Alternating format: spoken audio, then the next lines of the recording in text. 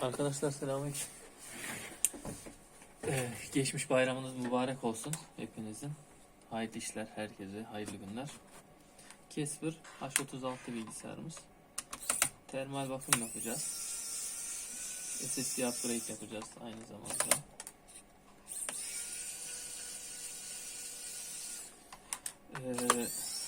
Bataryayı sökün. Her zaman söylüyorum. Tekrar söyleyeyim. SSD de alalım. 240 GB SSD takacağız. Termal bakımını yapacağız. Müşterimiz ofis işleri için kullanacağım diyor. Fazlasıyla işine göre. Ofis dediğim yani Word, Excel, internet işlerini fazlasıyla görür. Bu benim ucunda mıknatıs herhalde artık özelliğini yitirdi. Vidaları tutmuyor. İlk günkü gibi değil. Şöyle yardım alıyorum. Şunla da mıknatıs diyorum ama bu Xiaomi'nin şarjlı tornavidaların yanında geliyor. Mıknatıs diyorum ama gene şey değil. Yani ilk günkü gibi değil. Şimdi ilk önce bir fan sökelim. Fanda 3 adet vida olması lazım. Bir tanesi yok. Arkadaşlar iyisinizdir inşallah. Sağlığınız, sıhhatiniz iyidir. Hepinizin. Çok aşırı pis değil ama biz yine bakımını yapalım.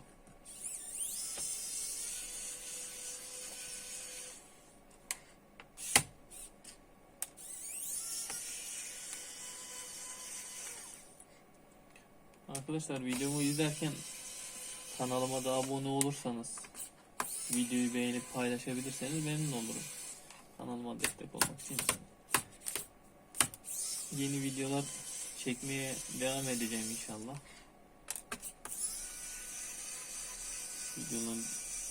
Videoları ne tarzda çekmemi isterseniz arkadaşlar onları da bildirirseniz ben de ona göre yeni videolar çekerim inşallah. Evet, termal macununu değiştirmişler ama biraz gelişi güzel sürülmüş herhalde. Fanı bir temizleyelim. Güzelce.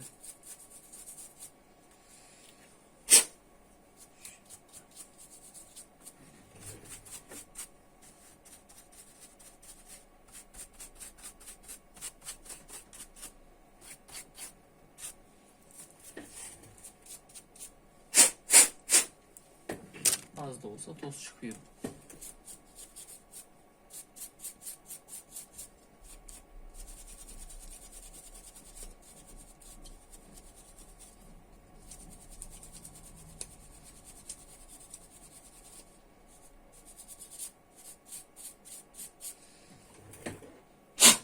Arkadaşlar fana kompresörle hava falan vurursanız fanı tutun elinizle, dönmesin. Boşa dönmesin fanınız. Ben bir peçete alıp geleyim hemen.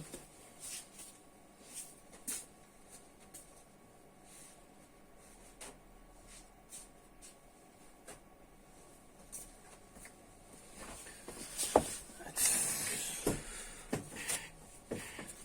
Arkadaşlar buralara ıslak mendil vesaire sürmeyin kesinlikle.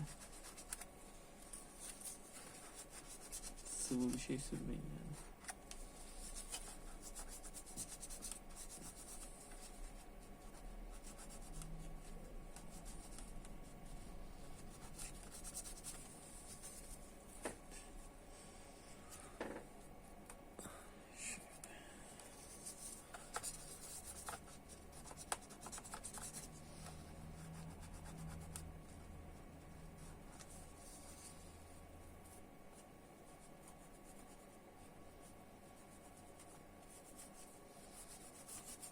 Uzun kurumuş. Bayağı bir.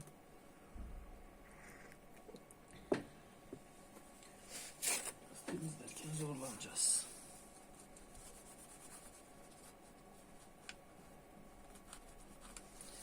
Bir kere termal macun değişikliği yapılmış. İlk macun zaten donmuş bayağı bir. Belli. Şimdi güzelce yumuşatayım bir macunlarını.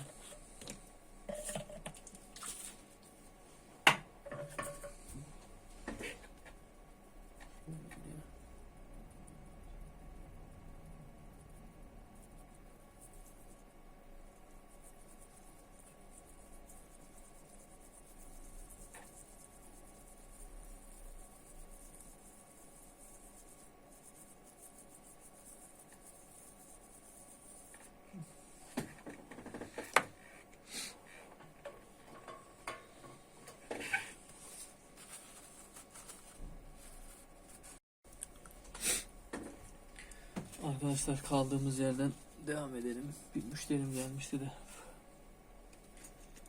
bayağı bir donmuş bu macunlar.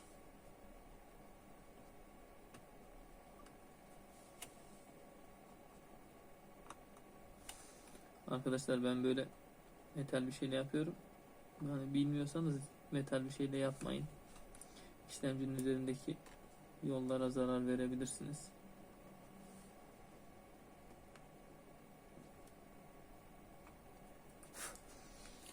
Ben çok bastırmıyorum. Bastırırsanız işlemcinin üzerindeki yollar gümler. Bu bilgisayarda arkadaşlar i3 birinci nesil işlemci var. Bunlara i5 birinci nesil takabiliyorsunuz. i7 birinci nesil takabiliyorsunuz. Bilginiz olsun, işlemciyi yükseltebilirsiniz.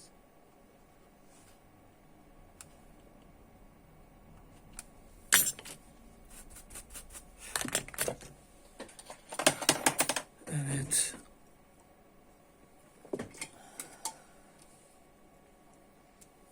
MX4 termal macun kullanıyorum ben. Size de bunu tavsiye ederim. Termal macun komple sıkmanıza gerekiyor. Zaten entegreler arkadaşlar gördüğünüz gibi ufacık entegreler. Bunların üstüne bir mercimek tanesi büyüklüğünde bırakmanız yeterli. Şu soğutucuyu da temizleyin.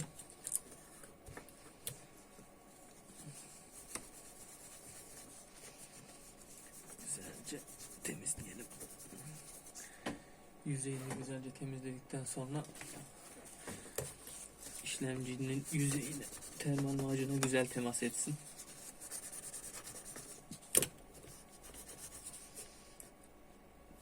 Biraz ısınıyor. Şöyle, bunu da şöyle temizleyeyim.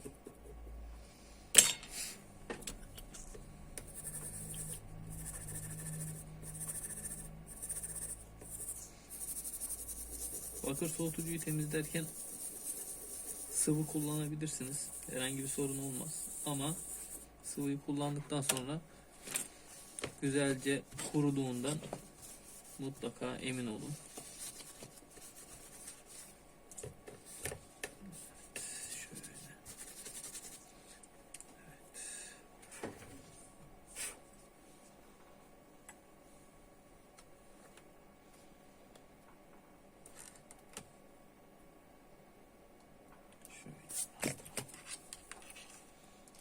İşlemci vidalarını arkadaşlar yeterince sıktığından emin olun mutlaka. Çünkü tam baskı uygulamadığı zaman ekran kartına vesaire ısınacaktır. Ve kapanma sorunu yaşarsınız.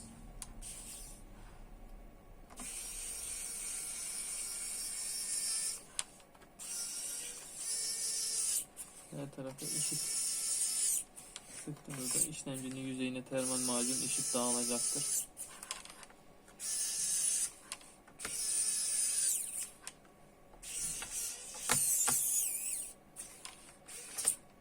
Çok fazla sıkıp da yani çok sıkınca çok iyi olur diye bir şey yok.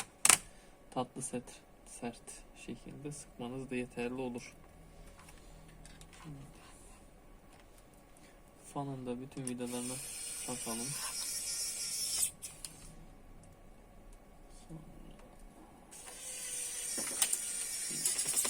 İcatı da açalım.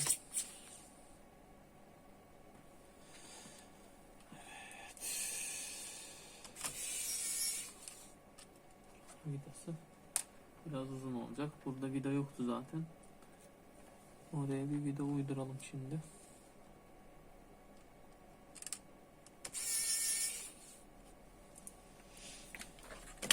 Evet, bizim elimizde vardır mutlaka o videodan.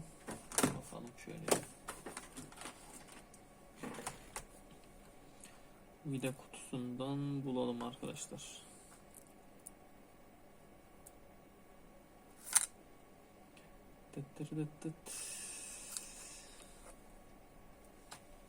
Bakalım. Acaba karşılığı mı bozuk? Belki kırılmış olabilir daha önceden açan vatandaş tarafından. Yok, karşılığı da sağlam.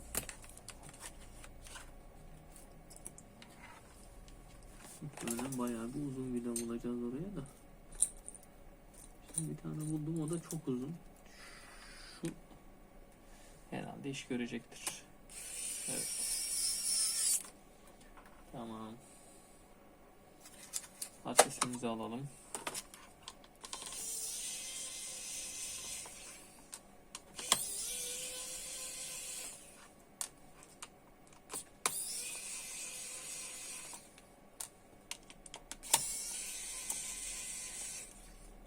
SATA 2.5'luk SSD takıyorsunuz bu bilgisayarlara. CD writer yerine de takabilirsiniz. Yani DVD writer girişi var ya arkadaşlar. Oraya da takabilirsiniz SSD'yi. Onun için de özel aparatlar var. İnternette satılıyor. Ama tabii ki SSD'yi oraya taktığınızda arkadaşlar araya ne kadar fazla malzeme takarsanız o kadar çok SSD'nin performansı düşecektir. Bundan emin olun. Direkt SATA girişine takıp tam performans almanız daha iyi olur.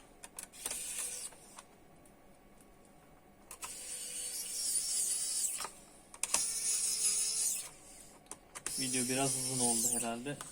Başından sonuna kadar her şeyi çekmek istedim. Biraz hızlı atlayabilirsiniz. 2x'te falan izleyebilirsiniz. Render fazla yapmakla uğraşamıyorum. Malum tamir yapıyoruz. Şurayı da temizleyelim güzelce.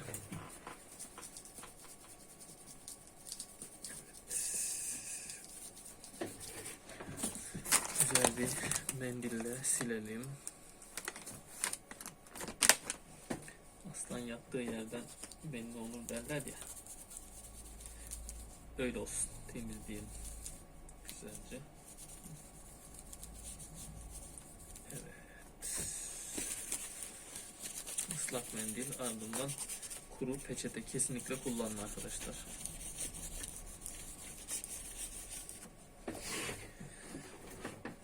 Vidalarımızı taktık. Fanımızın soketini bağladık. Fan soketini unutmayın. Bilgisayarınız kapatır. Unutursanız. Vidaları atarken arkadaşlar kendi vidalarının dışında bir vida kullanmamaya özen gösterin. Ben fanın oraya farklı bir vida taktım. Çünkü alt tarafında anakarta vesaire gelmiyor. O yüzden çok şey yapmadım ama Casper'ın TV8'di herhalde. TV8 modelinde arkadaşlar şurada bir yerde bir vida var. TV8 ya da TV9'du tam hatırlamıyorum. Oraya arkadaşlar vidayı uzun attığınızda anakarta temas ediyor ve anakartın üzerinde hatırladığım kadarıyla 2 veya 3 adet veri yolunu kopartıyor ve bilgisayarınız 36 bit sesi çıkartmaya başlıyor belli bir süre sonra ve kapanıyor. Bunun sebebi kesinlikle oradaki vidadır. Bundan emin olabilirsiniz. Şimdi bilgisayarımızı açalım. Şu etiketimizi alalım. Şöyle.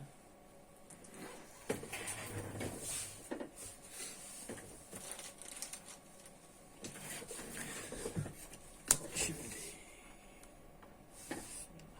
bakalım.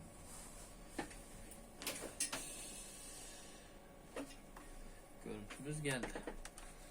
İşletim sistemi olmadığı için görmedi. Arkadaşlar bundan sonra bir de format işlemini de başlatayım. format işlemini başlatayım. Siz de görün. İnşallah.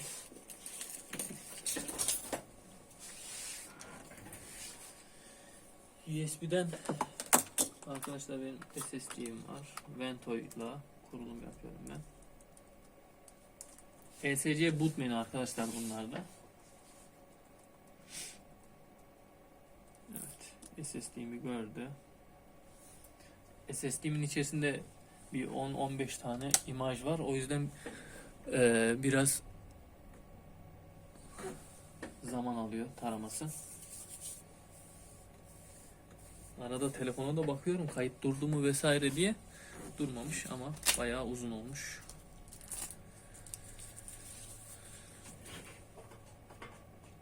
Evet.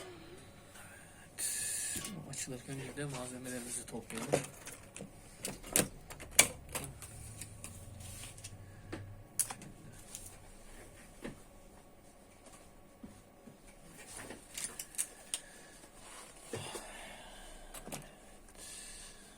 Çöplerimizi atalım.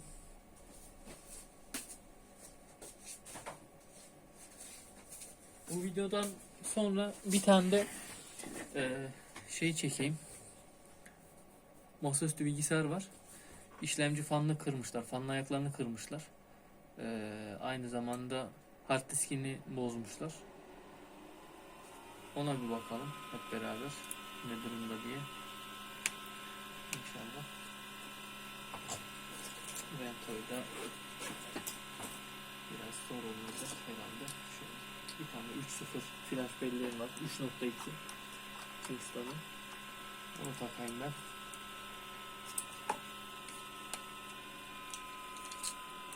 Kapatayım. Tekrar açalım. Arkadaşlar bu bilgisayarlarda UEFI desteği yok. Bilginiz olsun. Bir de BIOS ayarını da göstereyim size. F2 ile BIOS'a girebiliyorsunuz. ESC'den boot menüden de girebilirsiniz. Security kısmında BIOS'a şifre koyabiliyorsunuz. Ve hard disk'e şifre koyabiliyorsunuz. Boot kısmında Quick Boot Menu Enable, o şekilde yapın. Hard disk kısmından buradan yukarıya birinci sıraya şeyi alabilirsiniz. Şöyle kaldırayım. Ekran siz de görün. Bir saniye. Şöyle. İyidir inşallah. Heh, tamam. Mesela Kingston'u birinci sıraya alıp direkt SSD'yi görmesini sağlayabilirsiniz. Öyle yapalım. Hard disk Kingston'u birinci sıraya aldım ve Kingston birinci sıraya geldi. F10 kaydet dedim. Direkt flash üzerinden başlayacak. Onda da Ventoy var ama onu biraz daha hızlı tanıyacak. Çünkü 1, 2, 4 tane imaj var içerisinde. Windows 10 kuruyorum. Burada normal mod, Winboot modu, yani 2-3 farklı seçenek var. Ben normal kurulum diyorum. 64 bit işletim sistemi kuruyorum. İşlemcimiz çünkü destekliyor. Müşterimizin eski diskini de alalım. Şöyle. Eski diskimizi teslim edelim.